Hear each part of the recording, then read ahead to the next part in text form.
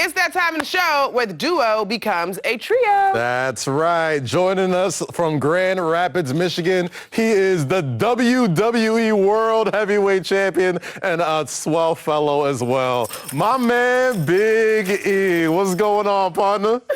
You know, same old, same old. I appreciate you for having me, Pops, and Monica as well. A pleasure. Oh, that's so cute. You called them Pops. I love that. Okay, listen, we here with it, brother. But let's get to it. It's been a long afternoon for us, so let's get into some good feeling stuff. Your alma mater, the Iowa Hawkeyes, you were all over them this season. You led them with an incredible intro video when they came out to the Big Ten Championship this year. Obviously, you had a long history as a Hawkeye. You're born and bred with that black and yellow. Tell me what it was like for being, one of their biggest supporters this season. No, it was incredible. I think for me to be able to give back to, in a very, very small way, to my alma mater and be a part of this journey. They had an incredible season, winning 10 games. I'm glad you didn't mention the fact that we lost 42-3. I didn't. I didn't want to make it hot. Okay. I didn't want to make it hot, but go ahead. Thank you. Yeah, I'm not going to hold you. I thought about it, but it's okay. Go ahead. Look, I understand. But no, I had a blast, man. Being there in Indy, we beat Penn State when Penn State was in the top 5 in Iowa City, one of the biggest home wins. It's just so cool for me to go back. I was a guy, I was on the field for one season, and I had a bunch of injuries back in, this is 2006, where I was just a backup. So to be able to go back and people know who I am and they're excited to see me is just really, really cool.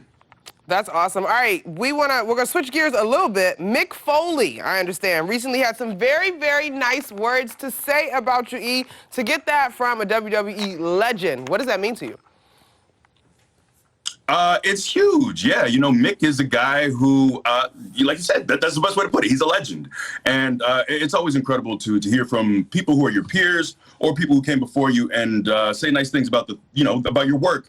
And it's extremely humbling. And I think that's what has made this run for me so special, is just the amount of love I've gotten from fans, from my peers, just from people all over. So it is all very much appreciated. All right, E, speaking of this run, I'm sorry to say you're not the first WWE champion to have on this show. Our boy Bobby Lashley was here early in the year while he was champion. We just saw what happened with you guys on Raw. He came in and he cleaned house with everybody. I hate to call him a friend of the show since he kind of roughed you up last week, but what's the deal with y'all two right now, man? Like, what's going on with you and Bobby?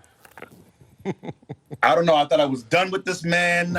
We did our stuff back in September. I was moving on, and here he comes. But I think the cool thing with where we're going right now is you just have a bunch of former world champions in Seth Rollins, in Kevin Owens, and now Bobby Lashley all gunning for my title. And I think that the cool thing for me is this is all new territory, for a guy who's been in the tag team division for years and years. And now I have the top prize on Monday Night Raw, and that's pretty cool to have that pressure being applied on you. So I'm ready for it. All right, let's talk about pressure then, man. Like every single year, the WWE comes to Madison Square Garden during Christmas, and this year is no different. You're coming in as the WWE champion, defending the title against Kevin Owens and Seth Rollins this December 26th, and a triple threat steel cage match. Also on the card, Becky Lynch and Bianca Belair for the Raw Women's Championship. You've been to MSG a bunch of times, never as the WWE champion going into this big Christmas show. What does that feel like for you, bro? Oh, man, it's huge. This is a yearly tradition. Since I've gotten to the main roster, in 2012, so almost a decade, since I first arrived, this is what we do every single year, December 26th. Obviously, besides the pandemic, December 26th every year, we're at MSG doing probably our biggest live event of the year. So to walk in as WWE champion and have this match in a steel cage is pretty incredible, because I can harken back to when I was with Dolph, and it was Dolph and Cena in the MSG cage match 9 years ago. So it's pretty special for me to be in this position, and I'm excited. It's MSG, it's New York, the day after Christmas. You can't miss it. All right, E, I have a confession.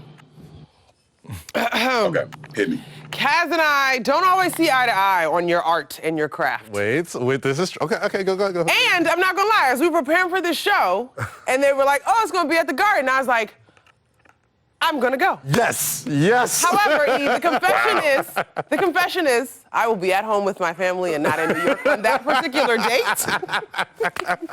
And so, please accept my rain check on behalf of myself and my family. We're gonna drag Monica to a show one of these days. I promise you. I'm like, yo, you have to get there live. You have to see it in live and live in color. And speaking of live and live in color, there's another heavyweight champion out there that dives into the wrestling world here and there. His name is Tyson Fury. He kind of dipped his toe in, kind of dipped it out. You're the world champion. He's the heavyweight champion. What are the chances you two are ever going to mix it up?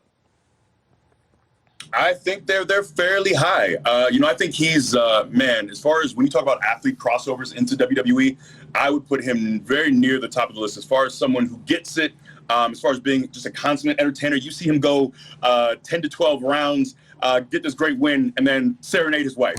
He's a unique individual, and I think he's made for what we do for sports entertainment for WWE. So, I think he'd be great in what we do. Obviously, I'd have some reach to overcome.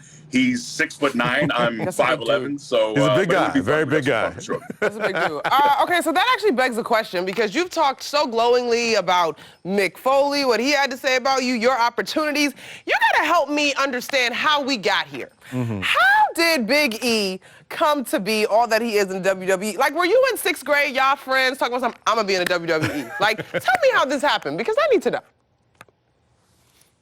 It is a long, convoluted story. So I was a big wrestling fan as a kid, but for some reason, it just never occurred to me that this is a job that you could do. It just seemed too fantastical, outlandish? I guess. I don't know. Yes, but I understand. Yeah. I completely can relate. It seems outlandish. Go figure. But he gets it. Continue.